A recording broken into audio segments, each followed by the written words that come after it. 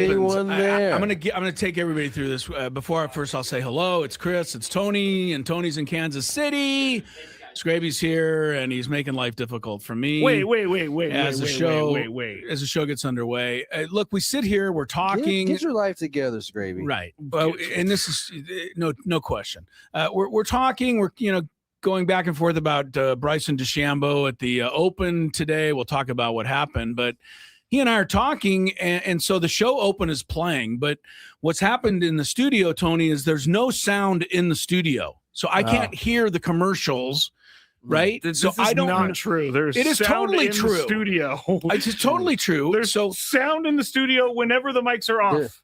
There's absolutely no sound in here now. Yeah, maybe. No, there's no sound in the studio now because the mics are on. Okay, well, when I'm sitting here, I don't know that the show is starting until I just kind of pick up my headphones and go, "Oh, wait, the music's playing." Stop shaking your head. I cannot believe that you're claiming this right now. It's not a claim. It is a claim. It is a claim. Saying this is not true, Scraby? Why are you saying that I'm sitting here and I can hear the Open and I know it's time to start, but I'm just ignoring it? You were spaghettied over there. Not at all. My headphones are just sitting on the table waiting for me to pick them up. For the record, I didn't start this. Nobody said you started anything. I'm explaining why I pick up the show. You seem quite defensive there, Scrape. Because we're it's like I was going to make a pop culture reference, but I'm not going to do it right now. Let's just move forward. Yeah, let's do that.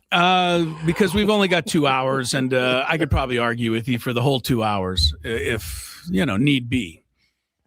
Oh my God, he's in his feelings, Tony. Well, I'm not. I'm smiling right now.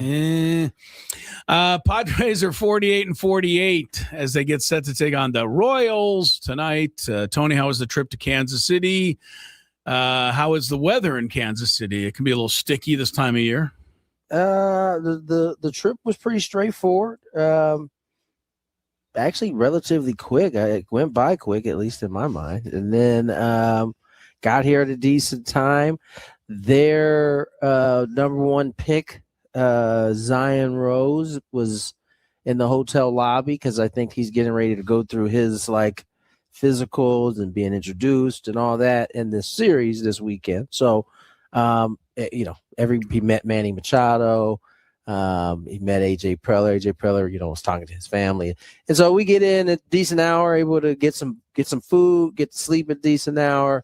In terms of the weather, it's hot, it's sticky, but it's not like I'm going to die like it was wherever we were most recently. It certainly can be. Yeah. Where was it? No, it can be. It's not like that Chicago, at this point. Chicago. I think whenever we, there's some clouds around, so the sun will hide behind that. It's not really that bad at that point. So, well, the folks that follow the Padres, including the fans and the pundits and the media, are all saying that this 11-game or 10-game, I guess, road trip, 3 to Kansas City, 4 to Atlanta, 3 to Miami, is going to determine and define the season. I think it's overstating it in my mind, Tony, unless they go either 10-0 or 0-10. Obviously, they go 10-0, man. They're right back in it. They're in the wild card again. AJ goes to work. He starts making some deals, and the team makes a big charge. And obviously, if they go 0-10, then that could be kaput for the season. But neither of those things are likely. To me, I just want to get out of the gate, do okay here. 6-4 would be nice. 7-3 would be preferable. But make sure you get going here on the right foot and play well before you get home. And make sure that when we get to the end of the month, AJ can still, do some things. I think to me, that's what it's all about. It doesn't mean you have to win every single game, but I think there's definitely some urgency to it. For sure. And, hopefully they were able to have that type of road trip that you're talking about. They certainly could use it. And I think you're right. I don't think they go 500 on this. I mean, it's still, they're not necessarily out of it. You know what I'm saying? It depends on also what the teams in front of them are doing. And so, they just, you want to see them play the way you saw them play the last, 4 games of the second half. They beat LA, they came home, they took 2 or 3, It looked pretty good in doing so. But in order for that to happen, starting pitch is going to have to be better, right? They get Michael today. You hope he's on it and he gets you his typical type of start. But then everybody else after that has to be a little bit better than they have been. And if they can get that, there's no reason why they can't go on a nice little run. But that's after Michael King, I'd say that's a big if right now. You got to see it.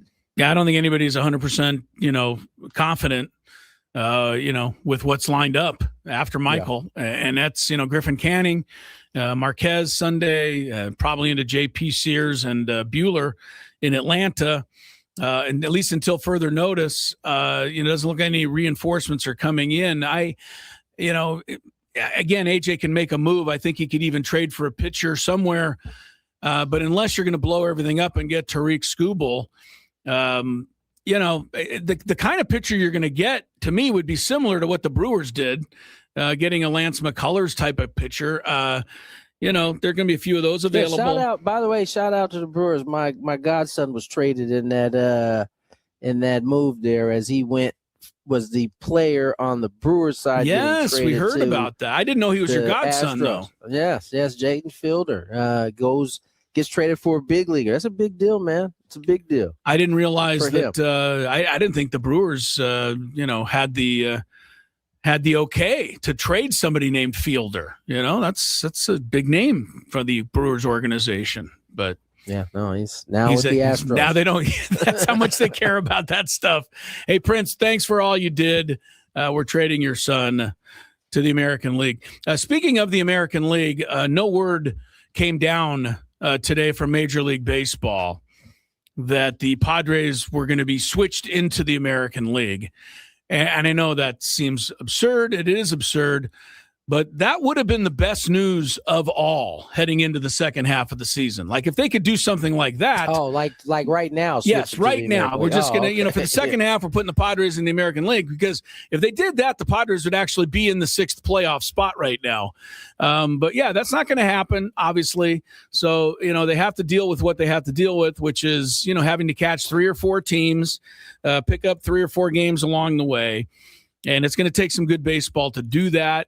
One thing that we talked a lot about in the roundtable yesterday, and then Scraby and I got into a little bit, is the fact that if you look at the last 30 days, which is a good enough sample size, a month of baseball, Padres OPS is 11th best in all of baseball, which is a hell of a lot better than 30th, which is where they were.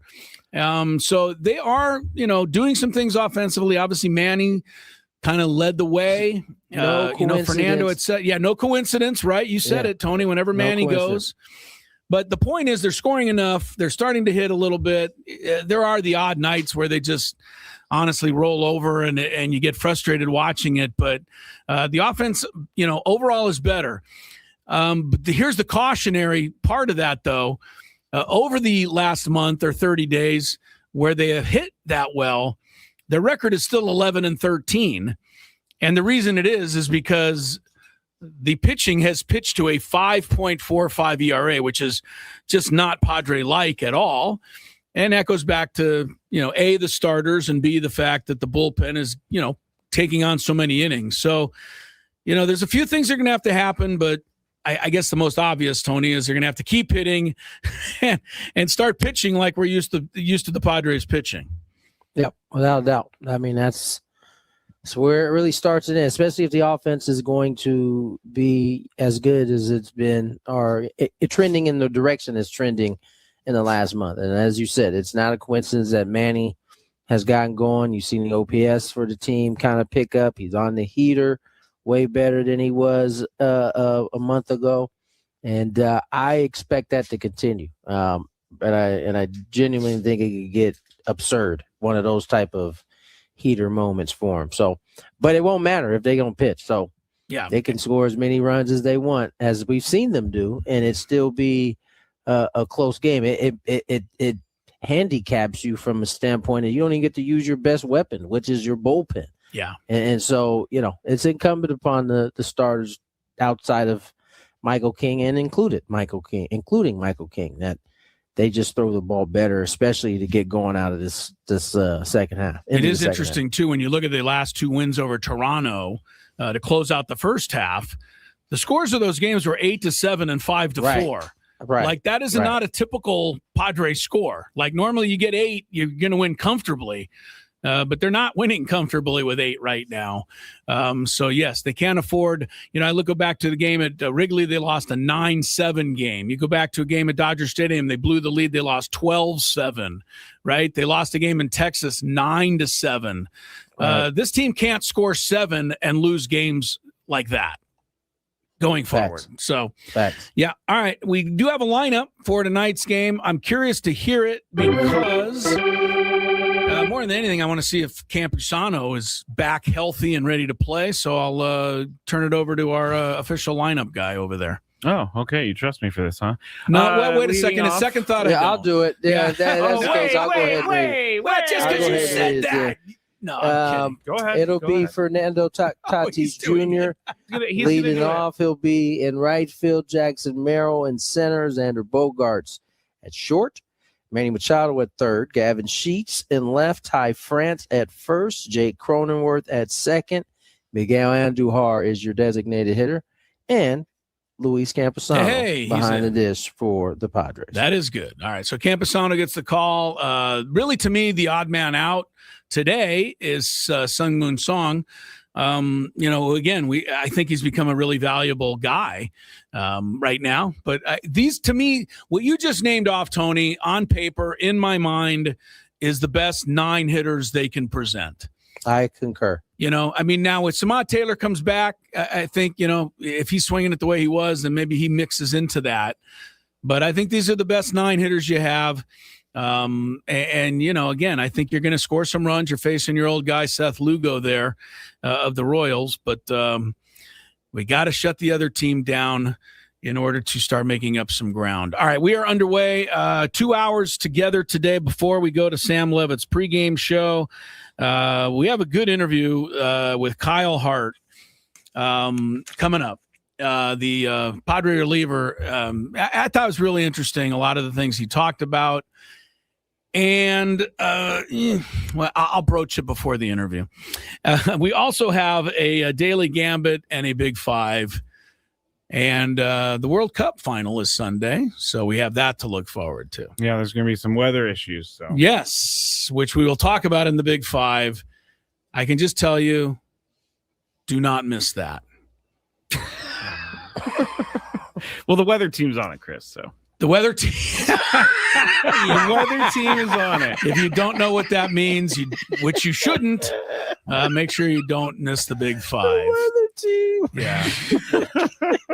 Plus, that's at 3:40. All right, I might as well hit it now. Plus, during the Kyle Hart interview, as good as it is, an incredibly embarrassing moment for the host of the show. Mm-hmm. Yes, indeed. You guys can't blame this one on me. I said the host of the show. You're off the hook this time. Okay, good. But anyway, so there's fun stuff ahead is what I'm trying to say. So don't go anywhere. Gwynn and Chris is underway. Hi, my name is Sage. I'm a friend.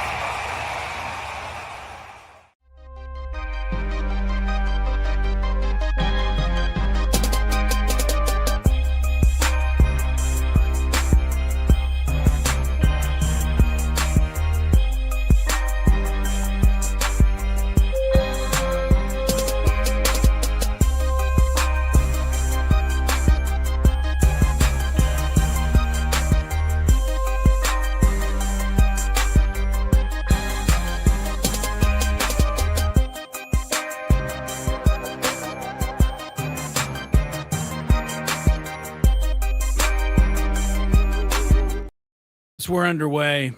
Crisello, Tony Gwynn Jr. in KC. Kyle Hart interview at the bottom of the hour. I'll address it before we play the interview. It was a question I wondered about asking, and I decided to go for it. And it didn't go the way I planned. No, it did not. There was nothing, how should I say, there was nothing meant by the question. Like I didn't mean anything harm or harsh. Simple question. Simple question. Didn't go right. Anyway, you're curious. You'll have to hang on to find out what I'm talking about. Suffice to say, Kyle Hart and I were fine. Everybody's fine. There was no controversy like that. No, nothing like that. Yeah. The controversy will come later in the Big Five. There's no controversy. Oh, yes, there is. One of the great Big Fives of all time. There is no controversy. All right, Tony is headed down to the clubhouse and Craig Stammen, so we'll hear from him on those interviews and stuff a little later on.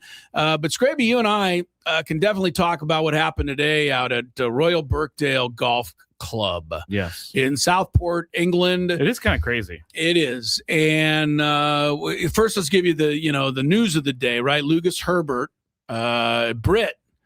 Or is he Australian? I'm looking at his flag trying to figure out. I think he's Australian. I actually don't know. Yeah, he's Australian. Lucas Herbert had a record day at the Open. He shot 62. He and another guy, Sam Burns, the American, who's been in the running of late for a couple of these majors. I think J.J. Spahn actually caught and passed him at the end of the U.S. Open last year. Sam Burns also shot 62 today. Why is that significant? It ties for the lowest score ever recorded at a major tournament by any golfer in any of the four majors. Yeah, it's happened a few times here recently, but no one's been able to break it. No one's been able to break it. Among the guys that have done it in the past, Schauffele's one of them.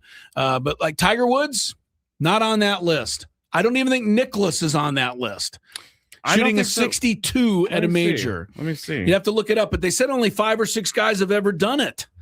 And 2 of them were today. So that's part of the story. Lucas Herbert, by the way, missed a 5-foot putt on 18. That would have given him the record. Do you know that 61? No one's there. That would have been his alone. Xander Schauffele has done it twice. Wow. Okay. It's Brandon Grace. Yeah, whoever that is. He's a South African. Right. Ricky Fowler. Oh. Okay. Xander Schauffele twice. Shane Lowry. Yeah. Lucas Herbert and Sam Burns. That's it. Yeah. All right. That's so pretty good. Any time that you've done something that neither Tiger Woods nor Jack Nicklaus could do, I'd say that's pretty good. Yeah. That's definitely very It's pretty good. Lucas Herbert, like I said, he was kind of after the round, he said he is very excited, proud of it, and it'll sink in. But he honestly was ticked off to a point because he missed the 5-footer on the last hole. Of course. And he's like, that is the ultimate story of golf. It is. The man shot one of the greatest rounds in the history of the sport, yet golf still left him disappointed because he could have been 1 stroke lower. Golf is somewhat like baseball in that way. You think? Because golf is a little bit of a game of failure for a lot of people. But at least in a game, like Sean Green for the Dodgers once hit 4 homers, 2 doubles, and a single or something. He had 6 for 6, 30 RBI. It was incredible. Grand slam. Okay, there was nothing negative that day. But for Lucas Herbert, it could have been better. 62 could have been 61. Maybe that's just a sign that it's never going to be broken. That's golf. That is golf. All right, so that's one of the stories. We could take you down the leaderboard. Some of the names you're, thinking about. John Rahm, Scotty Scheffler's in the running. They're both 4 under, so only 4 back heading into the weekend. J.J. Spahn doing okay. He's -3, so he's 5 off the pace there. He's got an outside shot at it. Rory recovered somewhat today to get to -1. He's got a ways to go, but somebody of Rory's caliber can certainly do that. That's in striking distance. Schauffele is at even par, probably unlikely for him. Koepka, the guy who will never win the British Open, True. isn't going to win this one either. He's +1. He's made the cut, but he's got way too. I don't know. I wouldn't put it go. Past him though. No, you think Koepka could make a run? He's won 4 majors. That's true. Speaking of guys who've won majors, Aaron Rai, who won the PGA recently, and Wyndham Clark, who won the U.S. Open this year, both were cut. So there's the nature again of this sport. It is difficult. You were at the top of the world a month ago, and now you can't even make it to the weekend. You're an also-ran. But none of that stuff is going to beat the story of the story. And there's one big name in golf that we haven't mentioned yet, and he is the story. And I bet he kind of likes that, actually. I don't know. You don't think he likes this? No, I don't think he likes this. Bryson DeChambeau, 2-time U.S. Open winner. He's had a terrible year.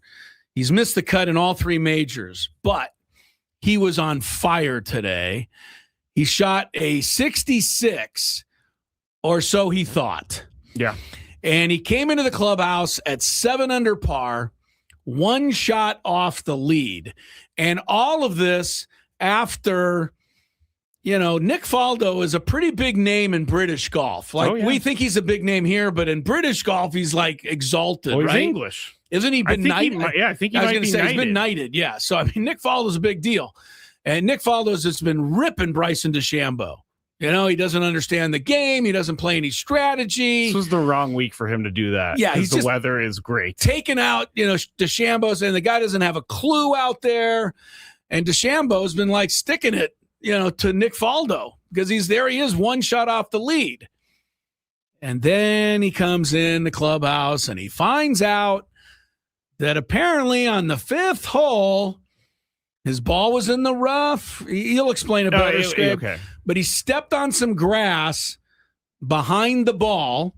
And if you're a golfer, you can kind of picture what we're saying. So it kind of flattened it out. It's called fescue grass. It's very long. Okay. So he steps on some of that to, at least what the ruling was that he did it, to make his next shot a little easier to hit.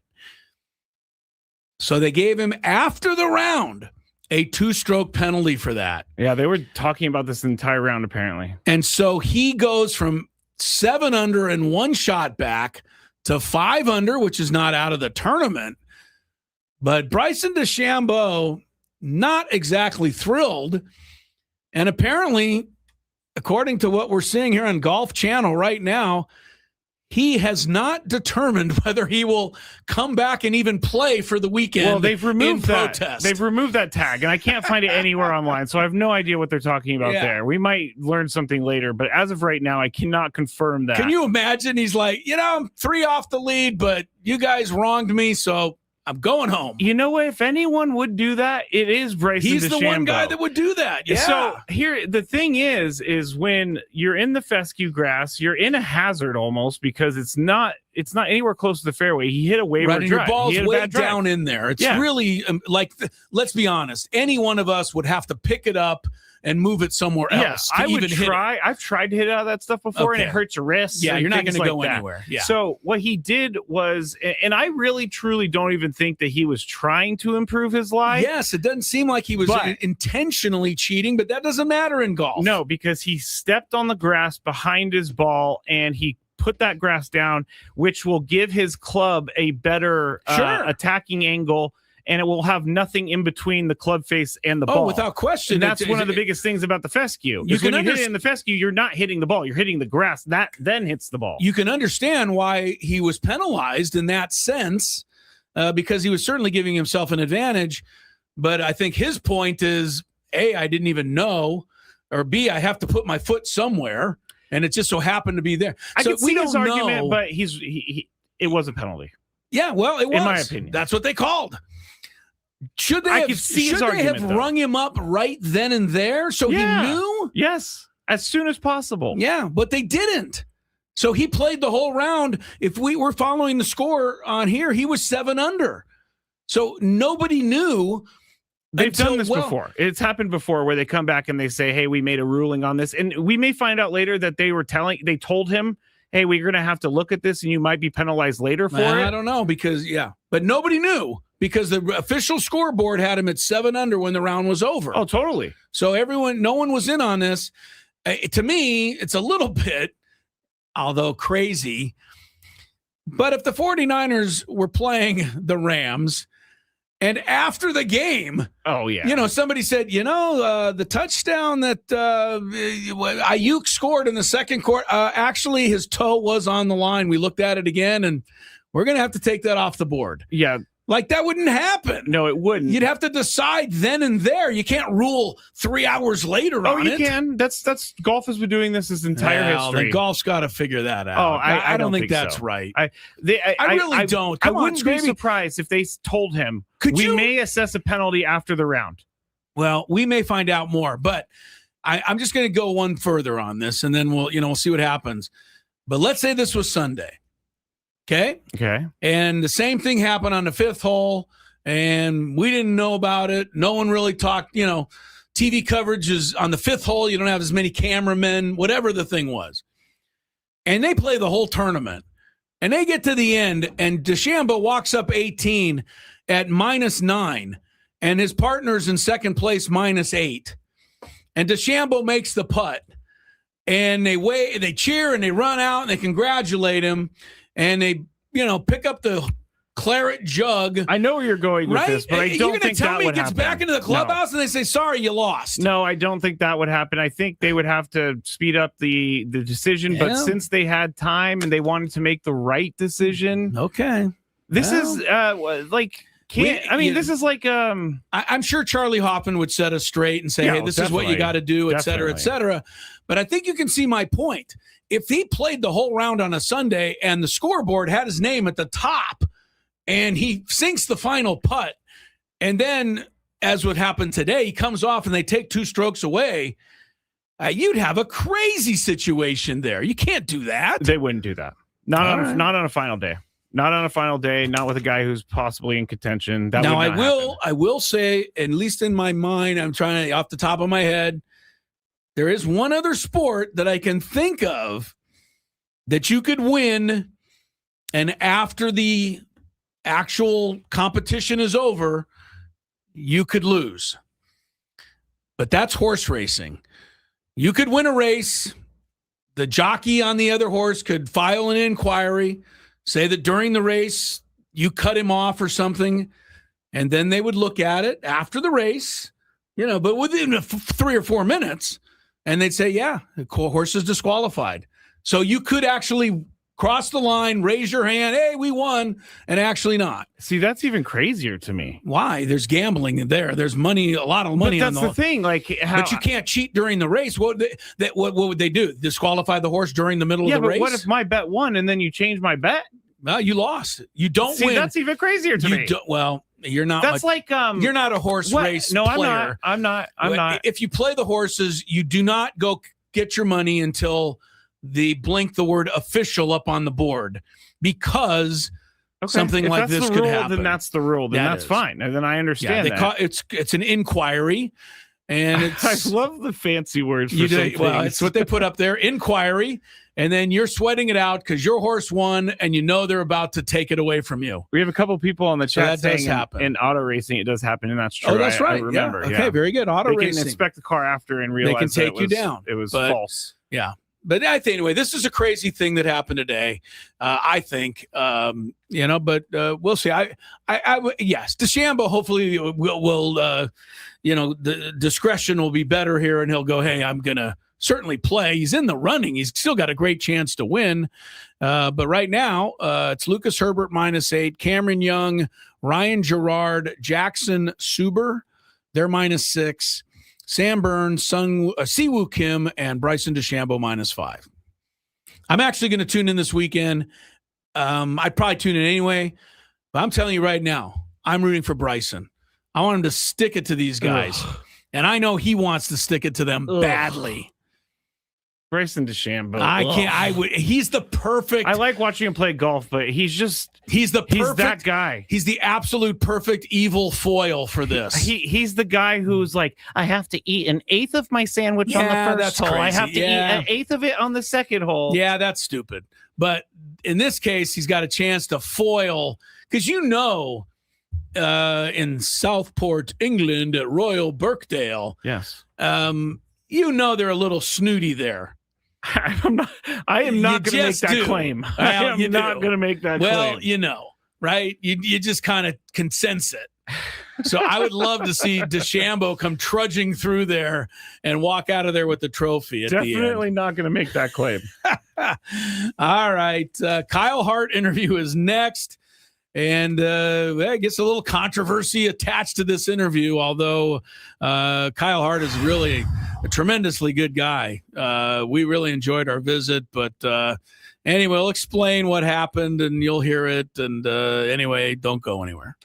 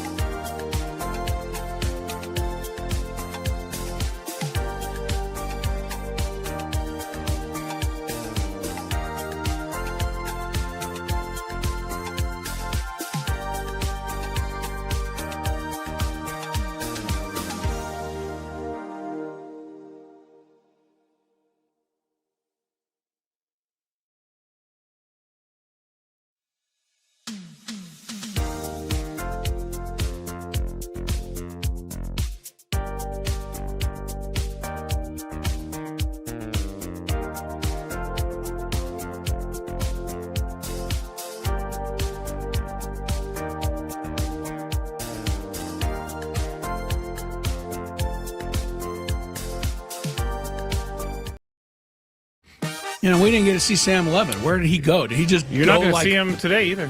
Oh, he's not coming in today either? No. Oh. I think he's on the East Coast doing the show. Oh, okay.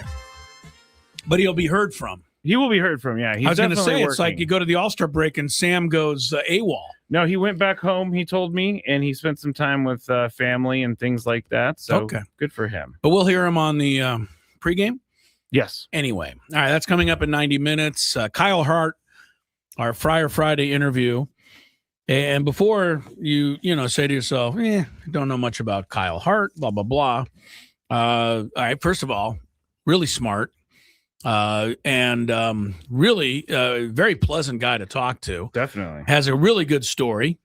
I mean, understand, we didn't know all of this before the interview, but, he went to South Korea, and we thought it was to, resurrect his career, see if he could get back to big league baseball. And he said, no, he went down there just to play out his career. But, things worked out for him. So anyway, you're going to hear a bunch of that. However, at the end of the interview, there was time for one more question. And I might as well just, instead of dancing around it, because then people will, may not understand the whole what happened here. I always check out these guys' bios and things like that online because I'm looking for kind of maybe a different question or something a little offbeat or something, about, their family life or something personal that I can ask about. I do know when I ask this stuff, especially without knowing ahead of time, that it's a bit of a risk reward thing. Because if it's a good question and they kind of laugh and they enjoy it and talk about it, then I feel good. But there's a risk involved sometimes. And here's what I mean. About 7 years ago, Scraby and I did an interview with a player from the Giants. No, he was on the Rays at the time, but I knew him from the Giants. Okay. His name is Matt Duffy. He's a backup infielder. And I remember we were sitting up in the booth. Yes, we were. In the press box. Yes, when we were. used to do the show down there. I missed those days a little bit. Yeah, they were fun. Back in the day, they were fun, but I don't know I could do it every day again. Yeah, but we were up there, and Matt Duffy comes on, and I'm not blaming you at all. Don't take it that way. But you explained to me something about the fact that there was a photo online or somewhere, Instagram, whatever it was, but then Matt Duffy had the world's fattest cat. Yeah, no, this is you're not blaming me for anything. I totally brought this up. So you told me about the fat cat. Yeah. So we're 3/4 of the way through the interview, and I go, what the hell? We asked all the normal stuff. Yeah, what do you think about the team and your career and all that stuff? So I said, hey, I want to hear about, your fat cat. I don't know if I said it like that. I think you did, actually. No. But, of course, I think you can maybe see what's happening here. Matt Duffy's told us the bad news that the cat had died. Yeah. And he was pretty kind about it all. He wasn't upset that we asked, but I was uncomfortable. Actually, Chris, and I have the promo from back then. Get out of here. Here's the promo that we made. Hold on. I need to put this in the computer. Take a second. But yeah, I felt all right, here we go. I felt really uncomfortable. All right, so here's what happened. This is way back when. Gwynn and Chris on the Fan. Matt Duffy, third baseman for the Rays. Have they let your cat come into the clubhouse yet? Fortunately, the cat passed away a couple years ago. No. Oh, no. Yeah. Oh, no. Now I feel terrible. No, it's all right. It's circle of life, man. He lived a long, happy life. I think he was about 16 years old. You got See, man. this is our producer's fault. He wanted us to really get that question in. Scraby. Listen to Gwynn and Chris days from 3 to 7 p.m. That's a good promo. And actually, Tony did, kind of blamed it on you. That's fine. All right. So here we are 6 years later. That was made August 14th, 2019. 7 years later. Yeah. Then. Okay. So we're 7 years later, and we're doing the interview with Kyle Hart today. And you're going to hear the whole thing right in a minute. So, and so we're getting through it. And like I said, it really is one of our good interviews. I enjoyed it. I think he enjoyed it. Good questions, the whole thing, good exchange, Tony and I and him. And as I'm looking at his bio, I see that he has a dog named David Bowie. Now, I think, you'd have to be really young to not know who David Bowie is. But, one of the great singer performers of all time, Hall of Fame type musician. So I thought, what a cool name for a dog. And I thought about it for a while. Should I ask about it or not? Because what if something happened to David Bowie? Well, you're going to hear what happens here, but I did ask about David Bowie. You'll find out. You're going to find out. All of our guests join us on the SDCCU fan hotline. It's not big bank banking. It's better. Here we go. Friar Friday time and kicking off the second half of the season. Kyle Hart, Padres lefty, joins us here. And Kyle, I guess, let's go back through the first half. And I mean, when you got a 48-48 record, that tells everybody that there's been some ups and some downs. First of all, how have you guys negotiated all the ups and downs? And what are the plans for trying to smooth things out in the second half?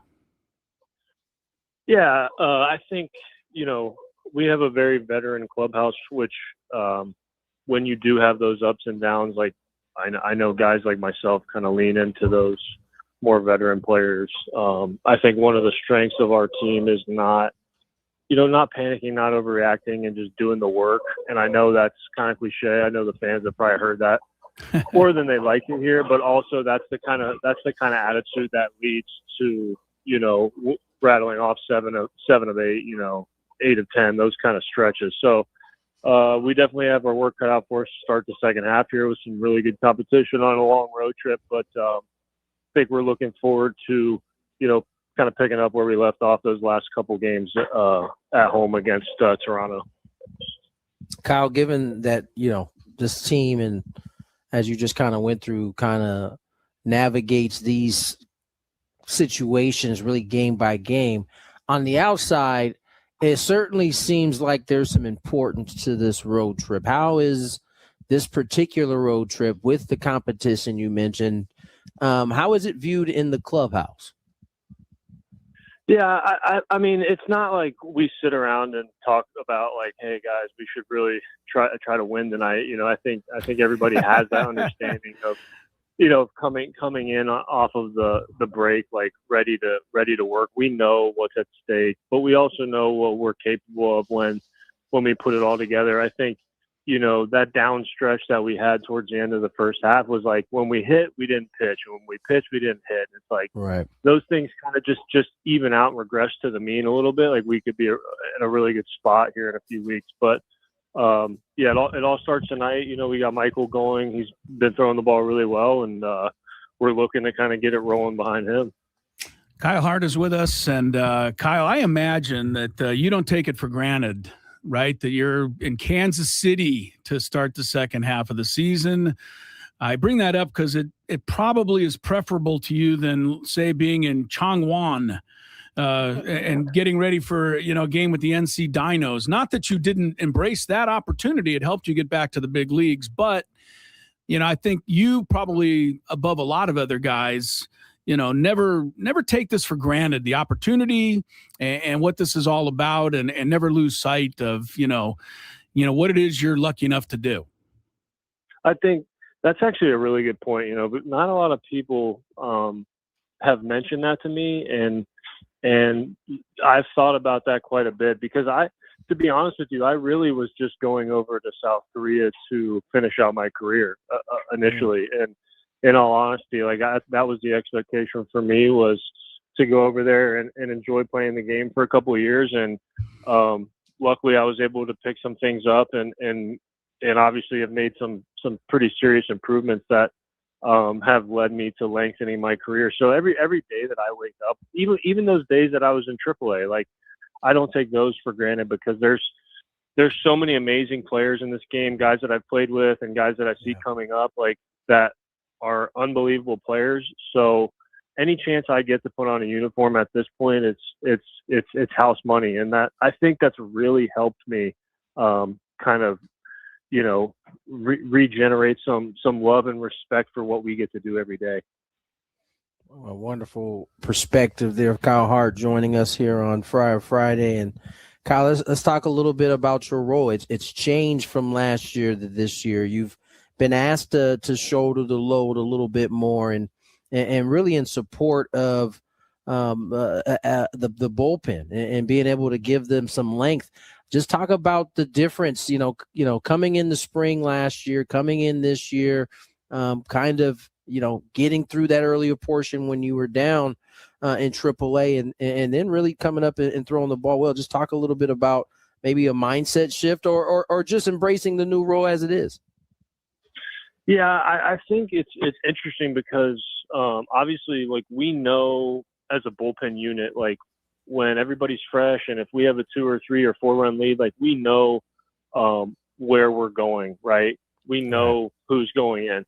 When we get into these other games and the unique spots where you get down early or you get into a dogfight and it's not as clear where we're going to go, I think that's where some of the rest of us, me and Ron and, like, lately Johnny Brito, Matt Waldron, like, some of these other guys can step up and fill in on that mid leverage. And then even situations where some of those other guys might need a blow, like, we can step into some higher leverage stuff. And I think we've shown that. For me, the stuff being better than it was last year has really given me a lot more confidence.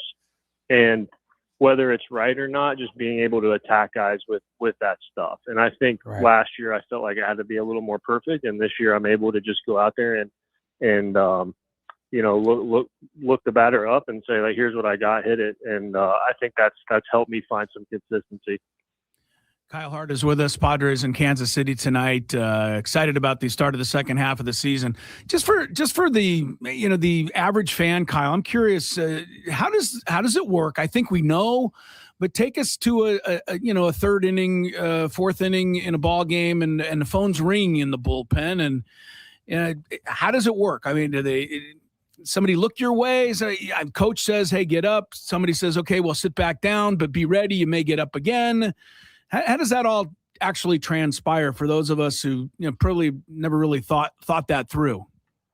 Right. That's a great question, actually. So, like, you can the way I look at it, like, you can kind of filter it out. Okay. So let's say we it is the fourth inning and some stuff's happening in the game, whatever. Like, okay, Morehone's probably not going in. Mason Miller's not going in. Usually, if it's Jason or Wandy or Bradley, like, those guys probably not going in right now. So you can kind of filter that out. And then if you're in that third, fourth, fifth, then you look at the other team and say, okay, they have 6, 7, 8, left, right is coming up. And then that's a situation where my warm up is going to be like tuned up pretty high, getting going, like getting blood flow to my body and my arm, because that could be my lane. Now, if it's right switch, then maybe Marinaccio is thinking the same thing. So, like, we kind of have a feel for, the part of the game, the score, and then the lane that the other team has coming up. And you just kind of negotiate these situations the best you can with getting as hot as you can without overdoing it, right? Because you never quite know if Craig's going to go to you or somebody else, and you want to make sure you're available later on. So that's a really good question. I could sit here and talk for hours about these situations, right? But we all pretty much know our slot, that could come up, and then you try to match it up with the batters that are coming up. I'm actually really happy that you explained that, Kyle, because it leads me to the next point. This is what a lot of times I think people see you guys on the screen and they just think you guys are out there just like hanging out. But you have to pay attention to the game because you need to be able to get yourself ready on time and be able to go. Because if you're not paying attention, yes, someone will be able to get you, but now you're playing from behind the 8 ball, and it doesn't lead to you being at your most comfort.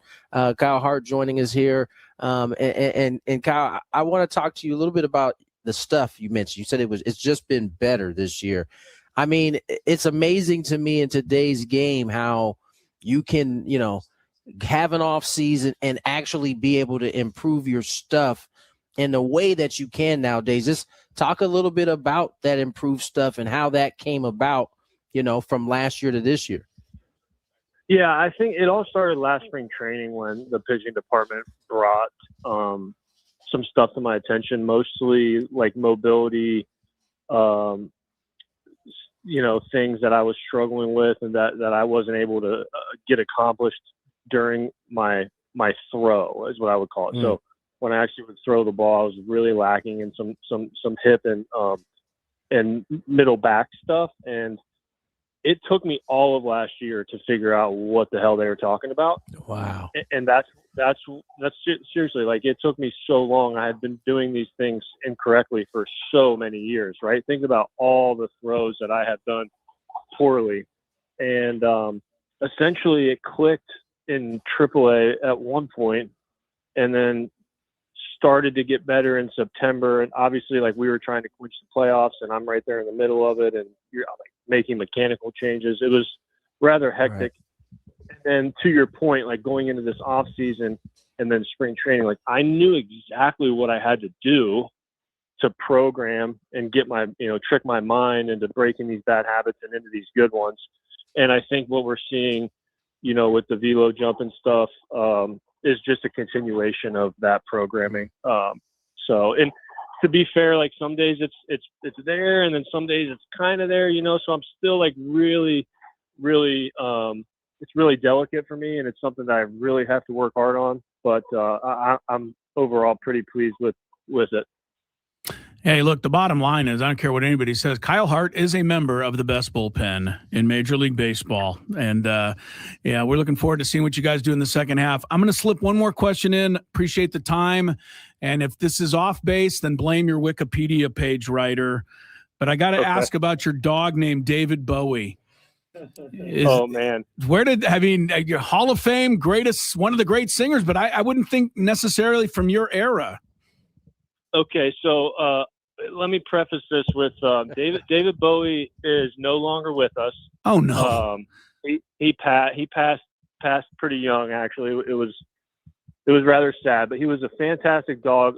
My wife fostered a couple dogs with her mom and her sister, and they named two of them Freddie Mercury and David Bowie, and we kept David Bowie. Well, I'm sorry to hear that. I really, truly am. I just, it's in your page. I thought I had to ask, but I'm sure you got some had some great times with David Bowie. Yeah, we did. No, it's all good. We did. Hey, Kyle, thanks, man. We appreciate your time here today, and good luck the second half, my friend. All right. Thank you, guys.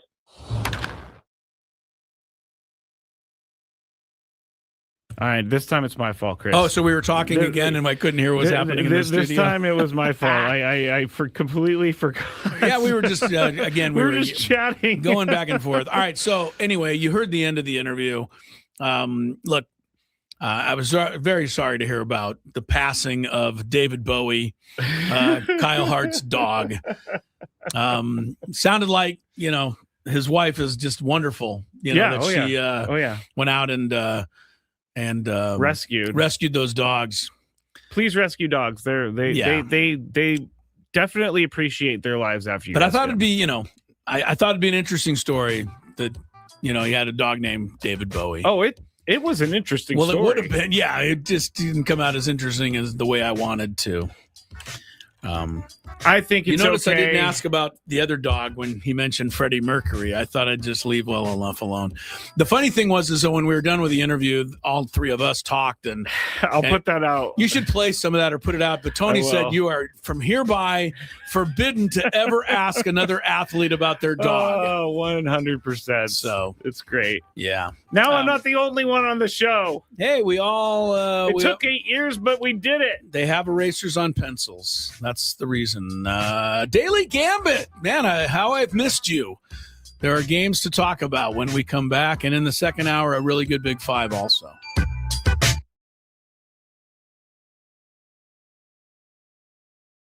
I actually got in trouble once when I worked at the bank for looking up a celebrity, and it was totally wrong on my part. Totally wrong. Looking up their account number? Just I searched their name in the account system. And Scrappy, what is wrong with you? I was like 19. You'd be better off. You'd be better off admitting that you wore your underwear inside out. Frankly, This guy is just searching up people's accounts. It only happened that one time because I got caught. Oh, How did you get caught? The account was flagged, and anybody taking a look at it gets logged. And so I got called into the boss's office like 3 days What later. did that come? I'm sorry, I gotta ask. But nobody's supposed to be doing this preview. What did that conversation? How did it go? Well, Like, why were you looking up Paris Hilton? Is that who it was? I can neither confirm nor deny. Oh my! I can neither confirm. That's really funny, Chris, that you just yelled out that name out of all names. No. But I walked in. I got called into the office, and I sat Oh my down. gosh. And all my boss, I loved her. She was great. Her name was Sharon. Amazing boss. She just slid the piece of paper in front of me. you knew Said, what time "Did you it was. visit this account?" And I looked. Yeah. She was like, "We're gonna have to write you up for this, and if you do it again, we're gonna have to fire you." And I said, "I'll never do it again." And I got out of there as soon as possible. I took everything, but it was not good. Not good. Just curiosity, huh? He's like, I wonder how much they have in their account. Yeah. I mean, before I got caught, I did look up athletes. And, Oh my God! I'm so glad you're sitting in this seat now. instead of Yes, I'm so happy you're not doing any bank. job that can be dangerous to people's futures. this was in the first year that I was there. I learned my lesson As thoroughly. Chris, as I said, as soon as they walked in, there was like, Yeah, that's that our window. guy right there. That's our window. We're gonna take him down. Yep. Just lucky I didn't get caught for like. I can't even say. I'll tell you guys off break whose account I saw It's and how diabolical. much money they had sitting in their checking account. And this was how long ago, too, by the way? Ooh, 2009, 10. Way before I became a good person. Didn't Bank America end up getting in trouble, or was that it was one of those banks got in trouble? all of them get in trouble Yeah. for selling information, but Hiring folks like you. I wasn't selling any information. I was just wanting to see what was going Just on. curious. I didn't check their account activity, You which I just could check- have been like, oh, they bought this here. I'm going to go up there. You know, I'm not that creepy. well, that's stock. Oh yeah, you're not that bad. I'm not that creepy. This is amazing, by the way. We're supposed to be doing. How are we supposed to do baseball picks under I these don't think we can circumstances? anymore. I think we gotta push it. You guys never did it? Well, I mean, No, Scrappy, we didn't. We didn't do it. Really? okay. Like you work at a bank, you're looking at people's account information? That's That's unbelievable. it only happened for a little bit, and then I got in Only trouble. for a little bit. I can't stop laughing at this because it is quite hilarious. Scrappy. But you were saying that I may have gotten robbed or whatever. I actually did get robbed when I worked in San Francisco, and they're called quick change artists. how long did you work in the banking industry? 8 years. I was a teller supervisor when I finished. I was also the merchant teller, which took in around $150,000 in cash a day. Guess what? Always balanced at the end of the day. Yeah, I bet. But there was a guy who walked in. He had about $5,000 in hundreds, and he handed it to me. He said, "Can I get 50s for these?" And I said, "You know, it's pretty annoying that he wants $5,000 in hundreds. in hundreds, and he wanted $5,000 in 50s. He just wanted 50s instead of hundreds. So I had to go get it from the vault. I come back. I'm starting to count it out, and then he's like starting to ask me questions as I'm counting it He's out. trying to mess. And then What did I tell you, Chris? This is what I'm talking Hey, about. That window right there. hey, this guy was so good that no one saw it coming. But so when I started getting mad at him because I counted out the 50s, he goes, "What are you doing?" I asked for 20s.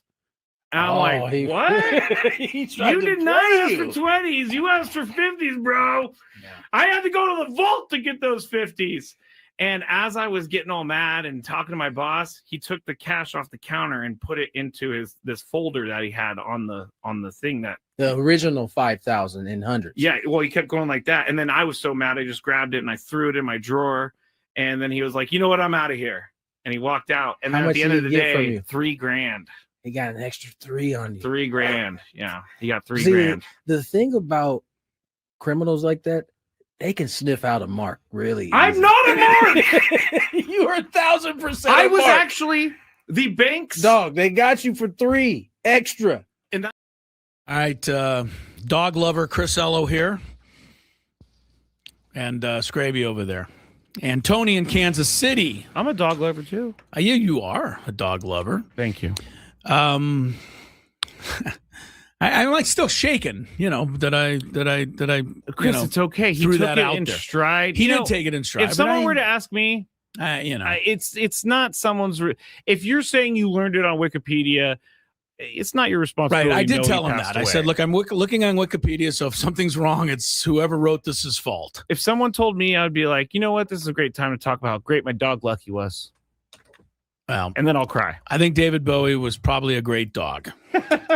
Unfortunately, he's no longer with us. I hope Kyle Hart comes in the 6th inning tonight, pitches 4 shutties in honor of David Bowie. Yeah. Tonight. Tonight. Next time he pitches, Right. Everyone think about David Bowie. It's going to be in honor of David Bowie, the dog.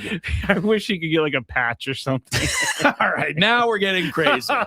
Now we're getting a little nuts. Hour number 2, we got a Daily Gambit. Finally, the Daily Gambit returning because there's games. There was a game earlier today, by the way. I thought I'd throw it in there. Red Sox shut out Tampa Bay 10 rock. And that is 10 in a row for the Red Sox. Guess what? They have not lost. They're calling it the Jaylen Brown curse. They have not lost since Jaylen Brown was traded. Okay. So he was traded like at 4:40 p.m. Eastern. And they won that day. And they lost that day. Oh, okay. So he was traded after their game, and then they haven't lost since. They have not lost 10 in a row. And that's the thing about baseball. I'm not there with the Red Sox, nor any of you. You're not? Yeah. But what I'm saying is, though, I'm pretty sure, that let me just go back a little bit. I'm pretty sure that on July 1st, when they lost to Washington at home 10-2, and they fell to 37-48. This is a good point. I got to believe that on July 1st, most Red Sox fans said, that's it. Yeah. I'm done. Absolutely. July 2nd was an off day for the Red Sox.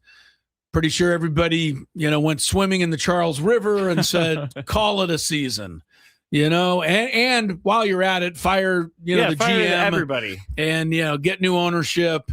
And I'm never going to watch this team play again. And good riddance too, because they were going on the road for 9 games. And so and behold, they won all 9 of them.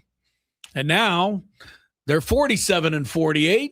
They, in the American League, that puts them in the playoffs. Yeah, it does, which is annoying. So, you, as a Padre fan or as any fan, unless you're following the Rockies or something. But if you're a Padre fan, there's always that hope. You could win 9. They won. In fact, this Padre team won 9 in a row earlier this season. Did they not?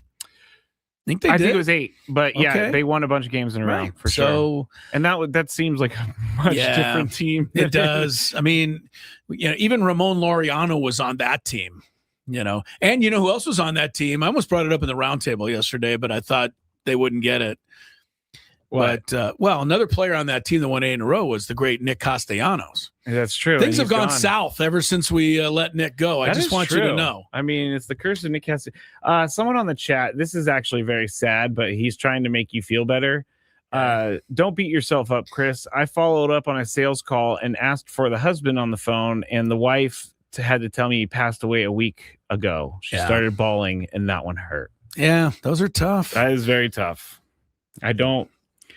All right, ma'am. I never want to be in that situation. All right, ma'am, you're driving me crazy. Put your husband on the phone. Oh, man. That was pretty brutal. Yeah, that wouldn't go too well. Life's little moments. Oh, man. All right, let's do some Daily Gam. I'm so excited. There's actually games to talk about. Do you like money? I think about money a lot. Do you like money without doing anything? Winning. Do you want to make money while watching sports? I think Washington is immortal luck. Washington! Woohoo! If you answered yes, this is your segment. Just don't blame us when you lose. Nothing is ever your fault. It's your game. Take it. Gwynn and Chris go through the top bets of the day in The Daily Gambit on 97.3 The Fan. Daily Gambit is our daily sports betting segment here on Gwynn and Chris. Please, everybody, gamble responsibly. I have a roster move that the Padres just made, or tweeted at least. Okay, They have reinstated Freddie Fermin from the 10-day IL and optioned Luis. No, I'm just kidding. They did not option take him out of the lineup. No, they optioned Rodolfo Duran. So yeah, they can do whatever they want, but if they're gonna, choose Freddie Fermin over Luis Campusano at this point. Campusano's in the lineup, so. All right. You gave the lineup earlier. Tony did. And, I think it's the best 9 hitters they have. Right? Yeah. I do. I mean, to me, the best offensive team you have right now. Fernando, you got Jackson, you got Sheets in the outfield. You got France in there. You got Jake. Maybe you could make a question, but I think Jake's actually hit a little bit, since he's come back. Certainly not hitting 140 anymore, right? He's given them some offense. Oh yeah, ever since he came back, he got 2 not home the runs. same Jake, but better. You got Xander, and then you got Manny. You got Campusano catching, and I think Andujar your DH. So I think that's as good a hitting lineup as you can put out. What it means, we'll see. Seth Lugo, the former Padre, may have something to say about that. On the other side for the Royals tonight. All right. I think that's it. We'll give you the golf update a little bit here. Round 2 of the Open is in the books. But tonight's Daily Gambit starts with Padres minus 1.5 at Royals. This where I team is came up with tied- that? You know where I came up with that pronunciation for Royals, don't you? Isn't there a McRoyale in Europe for McDonald's? No, you're close, though. What is it? You got the wrong country. Oh, is it? In France, they call France it specifically. Yes, in France, they call it a Royale with cheese. Okay, Royale with cheese. Huh? Yeah, that's where I got it from. And the only reason I know that is because it's one of the all-time classic lines. I believe John Travolta to Samuel L. Jackson, but perhaps the other way around in the great movie Pulp Fiction. I think it was Samuel L. To John Travolta. I'm not. What's the line? Something about, Royale have you with ever cheese. have you ever had a Royale with cheese? I'll figure this out while All you right. talk about some bets.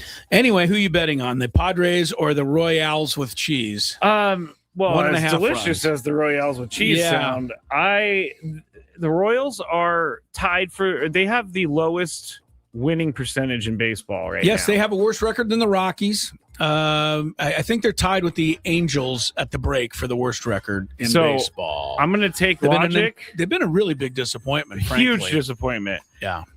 I'm going to take some logic, and I'm going to say the Padres beat them. And the logic is Padres should be a better team. Yeah, well, that doesn't mean anything. But I got to take the Padres, of course. If they're going to do anything in the second half, it's going to, let's start tonight. Let's not wait around. Padres Royals, 10.5 runs tonight. I think you can get under that. I mean, I have a little more faith in Seth Lugo and Michael King than that. I know the Padres are hitting better. We pointed out OPS is 11th best in baseball over the last month, but I can't go 10.5. I go under. What about you? I mean, that's a lot. I'm going to have to go under on that. Under. Michael King, 5 2/3 innings pitched. If he hits that, he's over. If you think it's 5 1/3 or less, so you 5 1/3 and a half. Right. 5 2/3 is a winner for the over. Which way you going here? I'm just gonna, for at least this game, assume that everybody knows that they have to play their best. So I'm gonna say over. Over 5 Yes. 5 2/3.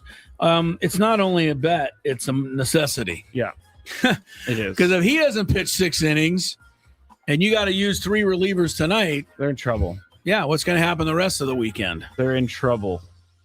Dodgers Yankees showdown tonight. For those who are interested, Shohei Ohtani, okay? Come on, they couldn't have they would have postponed the game if he wasn't ready. I do believe that. That is possible, right? He's leading off and the DH spot tonight. So Roki Sasaki's pitching. I thought of all the Dodgers starters, that's who you want to go with to open the second half. It's up to them. Obviously, Wroblewski's not available. He pitched in the All-Star game. Garrett Cole's on the other side. Ooh. Yet, they think so much of the Dodgers, they're favored by 1.5 here. I'll take the Yankees. I'll take the bait. Got the better pitcher, at least. I know the Yankees struggled down the stretch, but I still said the Yankees with Cole over Sasaki. What about you? Dodgers had a poor ending to their first half. I think the Diamondbacks, did they sweep them or Diamondbacks swept them? Okay, Yeah, right there them. at the end. And Garrett Cole is the better pitcher, so I go Yankees. Yankee here. Sasaki versus Cole, straight up strikeouts in the game. Sasaki has 80 this year. Cole has 47. But he started way late. But he started much later. Who's going to have more strikeouts tonight? Sasaki or Garrett Cole? Who's up? You are. Sasaki, he can strike out guys, but he ends up crying before he strikes out too many. All right. Garrett Cole can't strike out guys, but he hasn't been striking out a ton of guys this year. But I still am going to go with Garrett Cole. You got to Cole. Cole's one of the great strikeout pitchers in history, is he not? He definitely is. But this year, he's been like an average of maybe 5 or 6 a game instead of the 7 or 8. I'll take Cole anyway.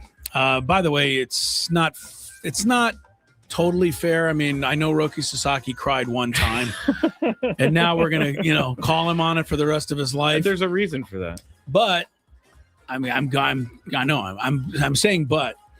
The reason I'm saying but is because when I see Roki Sasaki on the mound, still to this day, I expect him to break down at any moment. He just looks like that. Doesn't he? Even now, he looks. Is that unfair? No, Am I being mean. When I don't you say mean to break be. Down, meaning like he like if the pressure says, gets to him. Yeah, it's like if the umpire says ball, and Sasaki's feelings might get hurt. I don't disagree. He really doesn't look. This is not a knock on anything but what I see from him out there, and maybe I'm projecting it. No, but he doesn't feel like he doesn't look the part of confident out there, and he doesn't look necessarily strong and secure. I've told you that I listen sometimes when the Padres aren't on to the Dodgers radio broadcast, and the last time Roki pitched, I heard them talking about him, and they kind of said the same thing. So I don't think we're too off base if the radio says it and you say it. Said that he needs to figure out how to bear down and get hitters out even when he doesn't think he can do it. Yeah. So, okay. All right.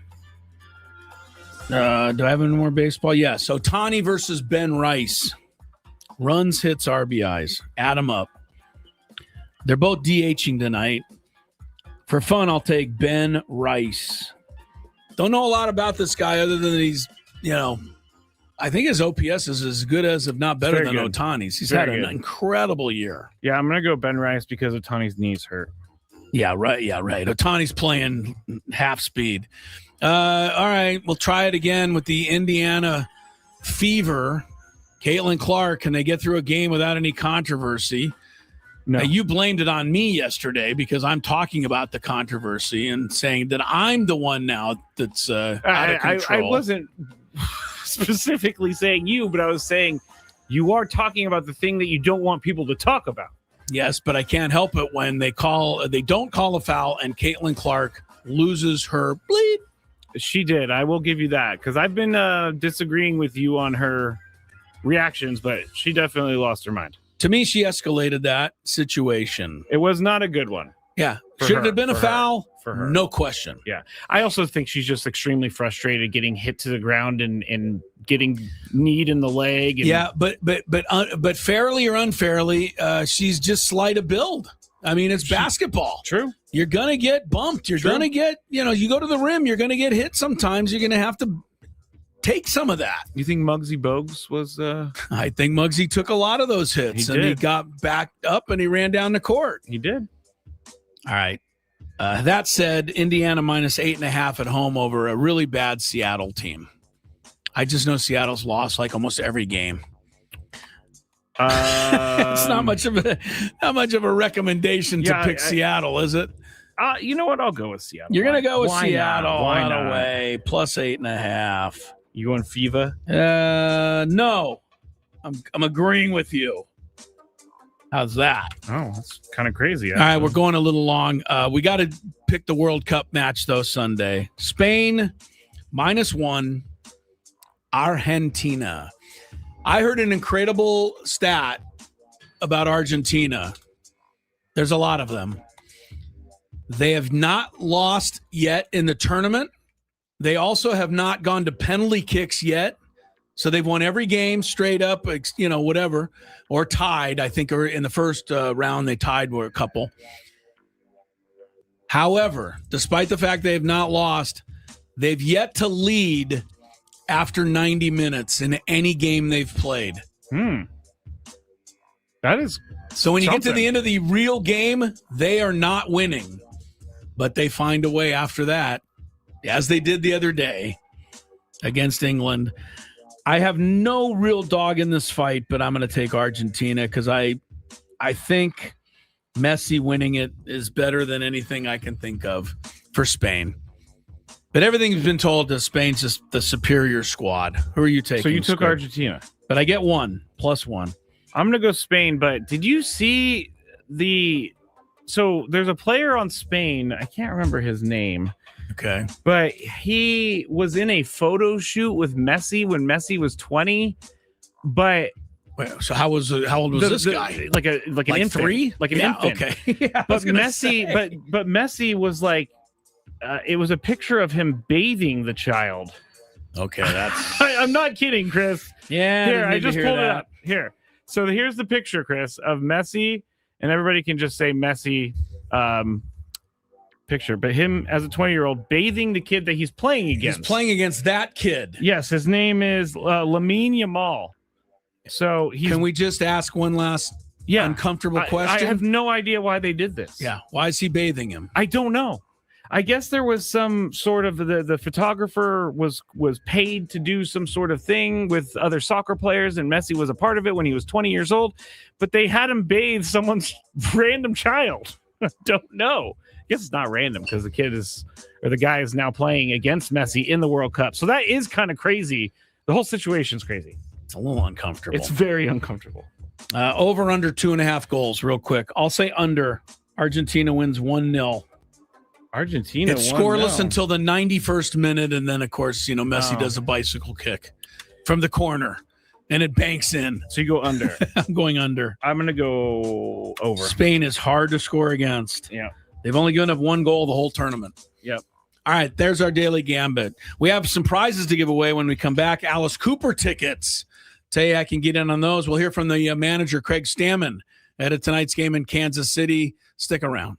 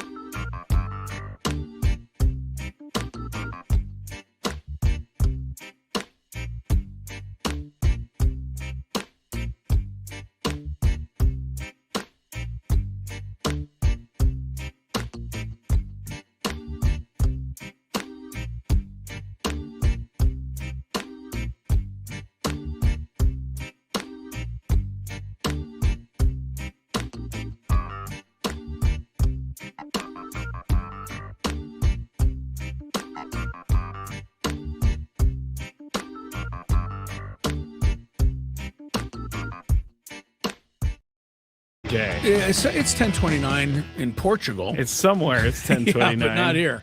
Gwynn and Chris, 97.3 The Fan. Tony getting ready for the broadcast, but he'll be with us. Big Five, an all-time Scraby coming up in today's Big Five. That's all I'll tell you, but don't miss the Big Five.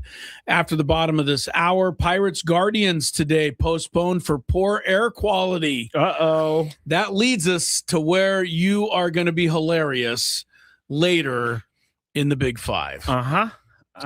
Poor air quality in Cleveland as a result of all those fires in north of the border. Yes.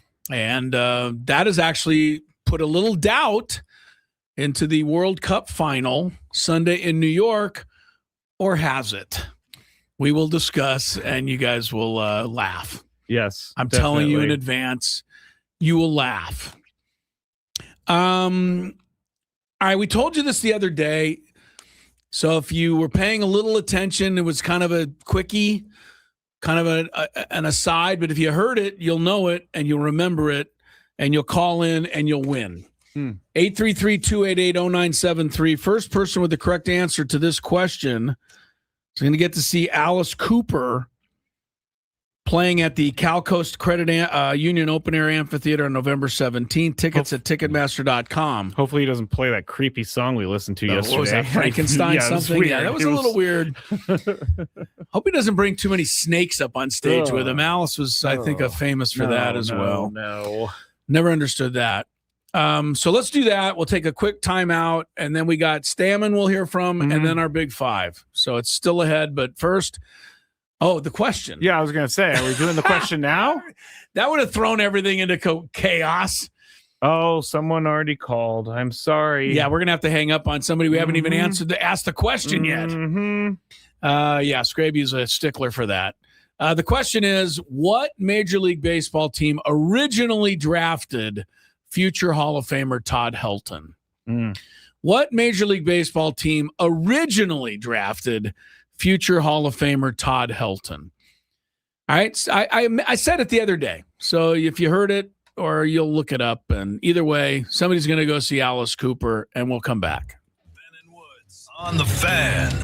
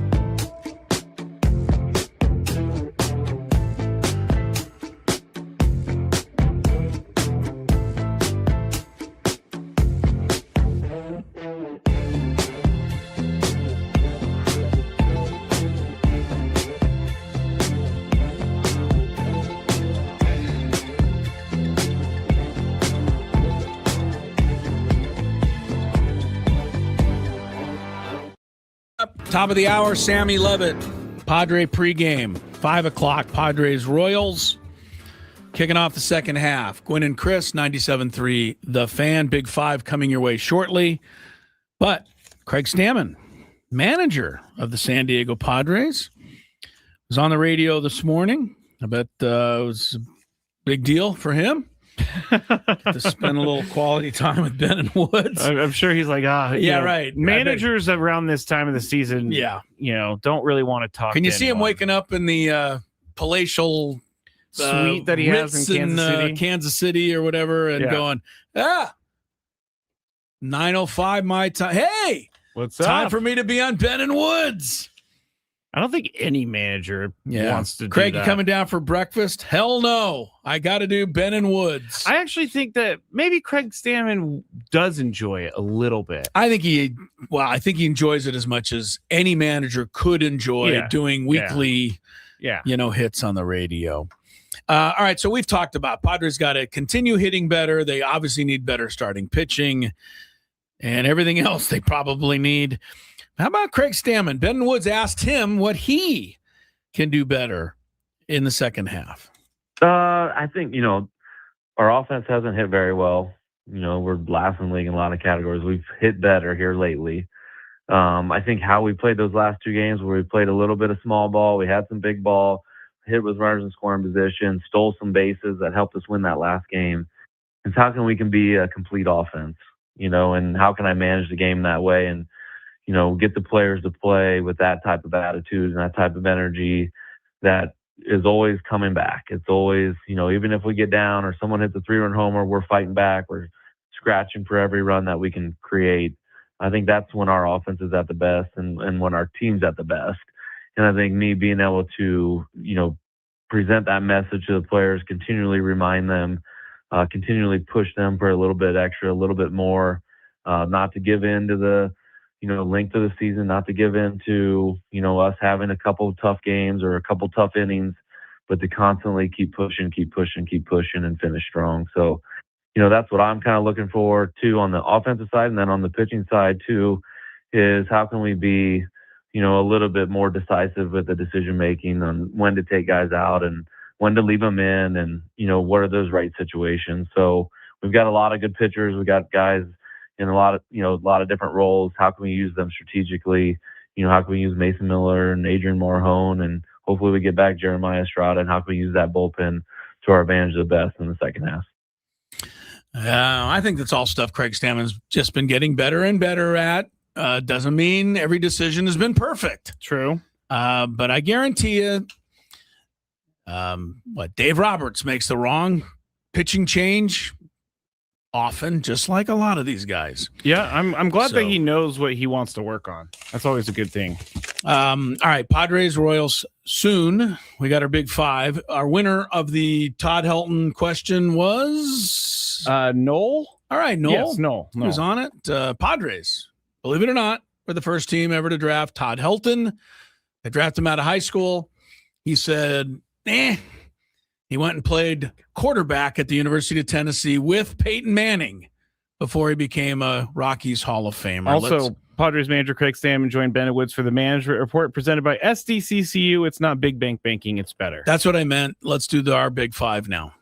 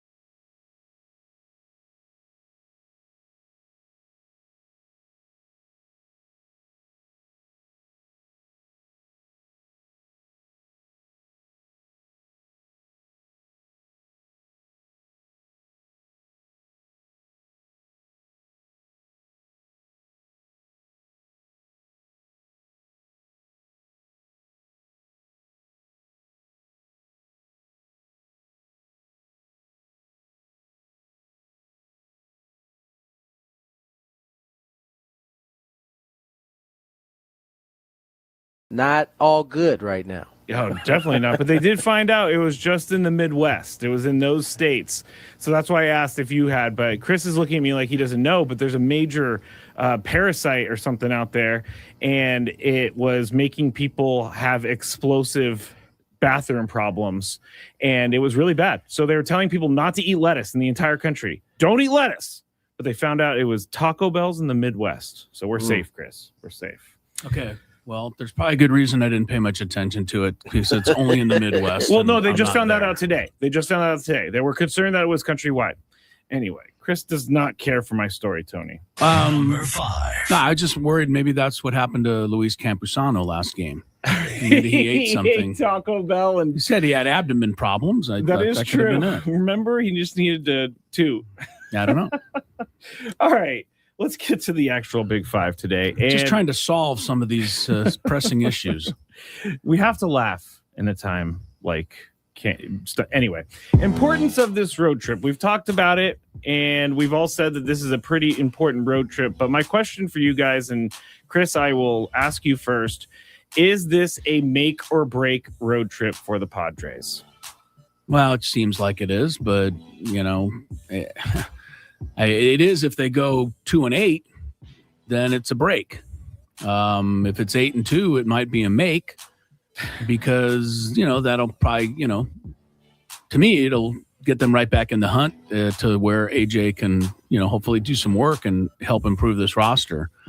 But if, as I suspect, they go somewhere like 5-5, which is kind of what they've been doing all year, then the next homestand will be make or break. So, so I understand the question because I think that's the way everybody's thinking, but I don't think it really applies. I mean, they have, they got 68 games left, whether it's the first 10 or the last 10, they better start winning a bunch of them. Yeah. Tony, is this a make or break road trip for the Padres? From the standpoint of what the deadline is going to look like, I think it is. I think, as Chris said, if this isn't it, if this goes bad, it just makes everything else so much harder from this point on. And so, I think you certainly want to have a good road trip here because, I could very well decide how AJ goes about the move forward. Number 4. Let's keep with the trade deadline type of talk. And the Padres, we've all said they have multiple things that they need at the trade deadline. But Tony, if they end up being buyers at the deadline, what do they pinpoint as their priority number 1? I think it's got to be starting pitching, right? I think that's where you prioritize where you want to get better. What that looks like, I don't know, but that is, I think obviously offense as well, but I think in the last 3 weeks, that's the thing that has kind of put the Padres in a rough spot. And so I think that's where you probably want to strengthen up a little bit if you want to have a chance to make a deep play.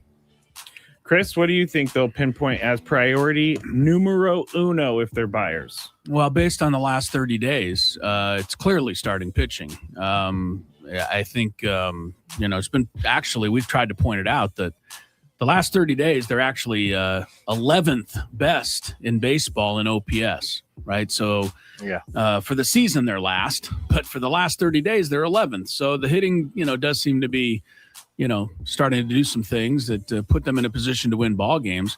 But in those same 30 days, it's not just the starting pitching, but the entire pitching is, I think the ERA is 5.45, which is 28th best and very un-Padre-like. So I would also assume that most of that is from the starters. They're going to have to find a couple of guys you can count on. As much as we like to believe and root for all of these guys, you just look at the first time through this rotation on this particular, starting the second half. I mean, after Michael King pitches tonight, the next 4 games, you're just kind of hoping. You got G-Can. Okay. Griffin Canning. All right. It's a Friday. I'm having fun, Chris. I don't know. Maybe you ate some of that lettuce and it's affecting you differently. My stomach has been hurting, but I did not go to Taco Bell, so I'm not sure why. But anyway. Number 3. So Manny Machado, we know that he has had a rough season, but AJ Cassavell. Sorry, AJ, I forgot your name for a second. AJ Cassavell wrote an article about how good he's been since June 20th. He is slugging a lot better. He's hitting the fastball a ton better, and he's not missing the mistakes down the middle anymore. So since June 20th, his numbers have been very Manny-like numbers. Chris, what is his ceiling for the rest of this season? Well, he's over 200 now, right? Yes. Yeah. And by the way, interesting that you should mention that because I wanted to throw this in today, and this is a good time for it. Tony, you know Tim Neverett, right? The Dodgers guy, Yes. Obviously. Yes. I saw an interview with him, and it was really interesting. And he said this is actually something he and Rick Monday and they are trying to actually change and get into baseball on behalf of the late Bob Uecker.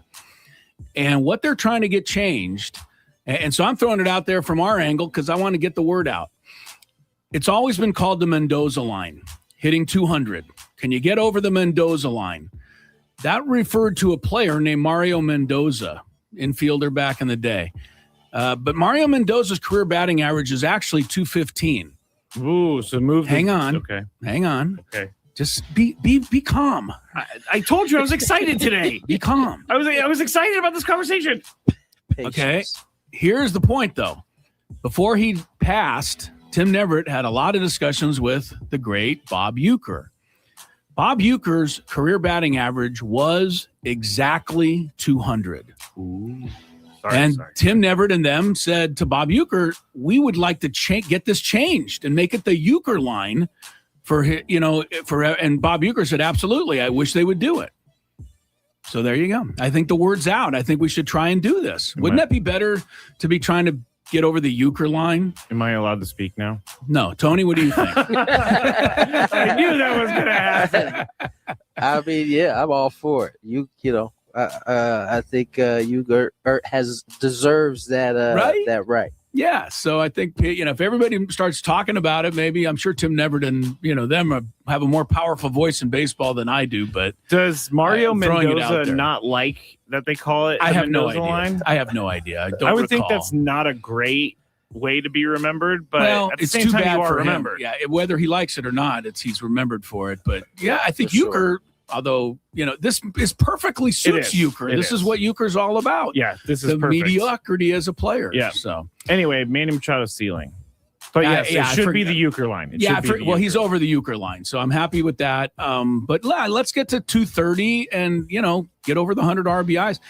Look, it's been pointed out that if he had because he's hit the ball hard a lot into bad luck this year too. So 10 or 12 of those balls fall in, he'd actually already be hitting about 240, and he'd probably be, all-star Manny Machado. That's what the last month has done for him. So, let's just keep being that. Tony, what is the ceiling for Mr. Machado the rest of the year? I mean, really, the only place he's lacking is in the average, right? I think the ceiling for him there is about 260. Yeah, I think it's still possible for him to climb that far. I think, I'm sure 250 would be nice to finish considering where he's coming from. But I think that's the ceiling. The very top he could go is 260. I think another ceiling to add to his to whatever his personal numbers are, a real ceiling for Manny would be like, how about World Series MVP? That would be nice. Right? I mean, that'd be really high. I will take that. That's a great ceiling for Manny. It's still out there if he can get really hot. Yeah. Number 3. Wait, that was already number 3. Number 2. Thanks, guys. It's definitely a Friday. So I don't know. You've been okay in the show up until this point. No, I haven't. This is not true. So instead, take away all the superstars on the Padres. We're taking away Xander Bogaerts. We're taking away Jackson Merrill. We're taking away Manny Machado, and we're taking away Fernando Tatis Jr. On the offensive side of things, Tony, who is the most important player going forward? So you took away who now? You took away Toddy? Jackson, Toddy, Fernando, or Toddy is Fernando, Manny, and who did I say, Chris? Why am I not remembering anymore? Xander, Manny. That lettuce is affecting you every This is really bad. way. This is really bad. Jackson Xander, and Jackson. Toddy, Xander, Toddy, Manny, Jackson. Yes. Yeah. Correct. I'd say Gavin. I think Gavin is when he's doing his, his what you guys call him, Derry Bonds thing. When he's doing his Derry Bonds thing, it really fills a gap. When the Padres were able to win games despite, Manny not necessarily being himself in the first half, a lot of times off the back of Gavin and him supplying kind of that middle of the lineup deal. And so I think after those four guys, I think he's the most important. I mean, it's just double support in terms of having to get through when they're on. Manny, followed by Bogey, followed by Gavin. I would say Gavin's the next guy. Chris, who's the guy who's got to be the best? Well, it's more interesting to pick somebody else because I think Gavin's pretty important. I mean, having another slugger, in the middle of the lineup, a little more April, May Gavin Sheets as opposed to June's Gavin Sheets would be big. But I'll go with Luis Campusano here. And, he's got to, post. He's got to start learning how to post. That ailment, that we need him. We have no other catchers who can hit, and he's capable. I think if he's right, I think his OPS is still over 1,000. It's a smaller sample size, but I mean, if he contributes that in the second half, compare that to what they got from the catcher position in the first half, it would be a humongous difference. So I'll say Luis Campusano. All right, I'm checking his OPS real quick because I'm curious myself. 966, so close to 1,000. Yeah, close to 1,000. All right. Number one. World Cup final is on Sunday, but yesterday Chris and I were wondering why the Phillies and the Mets were starting so early. It was due to the air quality in Philadelphia because of the fires in Canada. So they moved the game up by an hour. I'm not really sure how that helped or anything like that, but whatever. The final for the World Cup is going to be in New York. Now, everybody says it's going to be fine. There's not going to be any issues here. But I guess the question I want to ask you, Chris, is how do you determine when you postpone a game due to smoke? Well, I don't think you ask the president of FIFA to make the call. I think he's the guy, though. Exactly. And that's why I'm pretty worried about this. Because I read the story earlier, and, it's interesting because it says sources say that FIFA says. So Gianni Infantino texted someone. Sources are saying that the FIFA people are saying that the air quality will be fine on Sunday in New York. Never mind all those wildfires that are still basically canceling games and everything up and down the East Coast. And I just don't quite understand how FIFA's going to know this. I don't. They don't, Chris. They don't. Right. So I hope that they're going to get, somebody with a little more knowledge of the situation because, I'm not overly worried about, the players to a certain point, but also the spectators are going to sit out there for 4 hours. The weather, if the air quality is not right, and I don't see how they know this, 48 hours before the match. I guess they can forecast winds and stuff. Not the president of FIFA. He doesn't know how to operate that app. I think he might have a weather team that he. A weather team? Yeah. You really think so? Do you think like Manfred has a weather team? Yes, they do. They absolutely do. And I know that they do. They do. They don't. Yes, they do. A weather team. Don't teams have weather teams? A weather team. Don't teams have weather teams? When you walk into the Major League Baseball commissioner's offices in New York City. No, that's not what I'm talking about. And you get off the elevator on the second floor. That's not what I'm talking and about. You walk around, there's like 12 people. You go, hey, what do you guys all do? They go, we're the weather team. That is not what I'm talking about. In each and every stadium, there is a weather team that decides whether or not they can start the game. They have to postpone the game. There's just no way. Tony, don't you? Isn't that true? Isn't that true, Tony? No way that's true. I remember when the Padres and the Braves played. I was on the pregame or whatever, and the game was postponed, and they said we have to wait on our weather guy to make a decision. Okay. Okay, a weather guy could be somebody that works with the whatever it is, the National Weather Service. Okay, so they help the commissioner decide. But when you just said let Tony talk, I want to let him talk after that. You said the commissioner himself had his own weather team. I will have to check the tape. That's exactly what he said. But if I said that, then I misspoke. Tony, what you got? I can't breathe. Yeah. Are you in the smoke? He's being affected by the weather. First of all, I mean, the teams have a weather team, and that is called a grounds crew. It's a weather team. It's a weather team. All right. And are they just basically using an AccuWeather app? Yeah, no, I don't think they're a weather team though, Scrape. That was that's some of the funniest conversation I've ever heard in my life. What floor do you want to go to? I'm going to go to 3. What's there? The weather team. When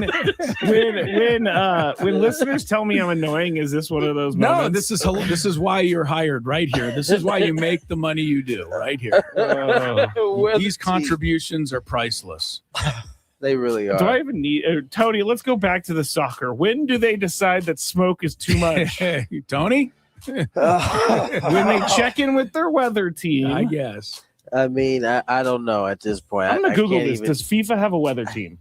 I can't even begin to answer it because of the way you keep saying weather team. I need you to stop. I need you to stop saying that. It says it does not have its own dedicated in-house meteorology staff. Meteorology, not smoke staff. Okay. Anyway. So I don't know. It shouldn't be up to FIFA. I think at this point, it doesn't even matter if FIFA is making the right decision.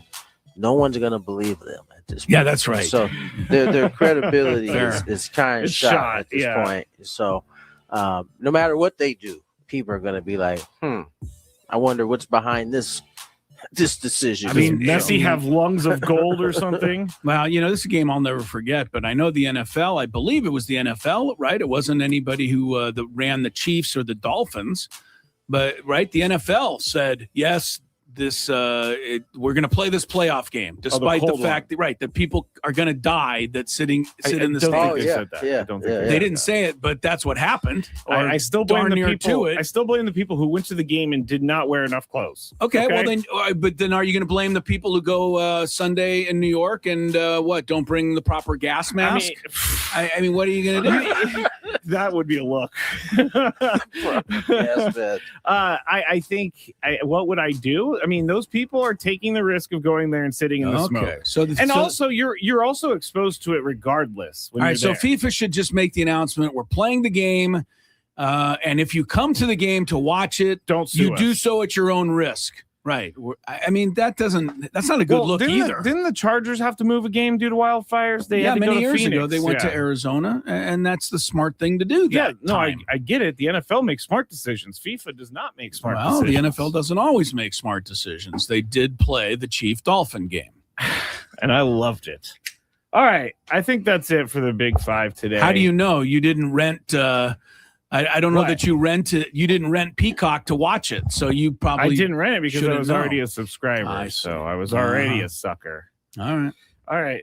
That's it for the Big Five. There's nothing that Scraby can do a whole lot better than report on things having to do with weather. I am a great weather person. Whether it it is raining really hard. This is being cool here on the Entercom Empire. So if you're sitting out there, if it has to do with weather, Scraby's all over it. Stick around for the pregame. Sammy Levitt, get this.